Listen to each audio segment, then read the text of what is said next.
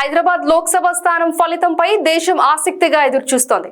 హైదరాబాద్ లోక్సభ స్థానం 1984 నుంచి ఈ రోజు వరకు అది ఓవైసీ అడ్డాగా కొనసాగుతోంది.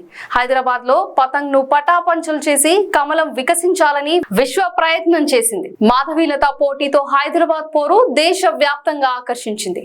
హైదరాబాద్ లో సుల్తాన్ సలావుద్దీన్ ఓవైసీ అత్యధిక సార్లు 6 సార్లు ఎంపీగా ఎన్నికయ్యారు.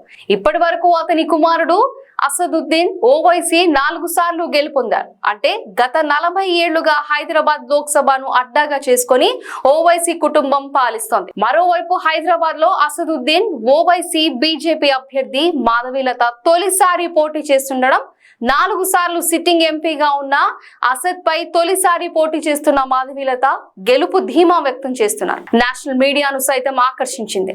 కౌంటింగ్ కు మరికొన్ని గంటలే సమయం ఉంది. మొన్న విడుదల చేసిన ఎగ్జిట్ పోల్ సైతం హైదరాబాద్ ఓవైసీకి అడ్డాగా ఉండబోతుందని వెల్లడించాయి. అయితే ఈసారి అసద్ మెజారిటీకి గండిపడే అవకాశం ఉన్నట్లు పలు సర్వే సంస్థలు వెల్లడించాయి.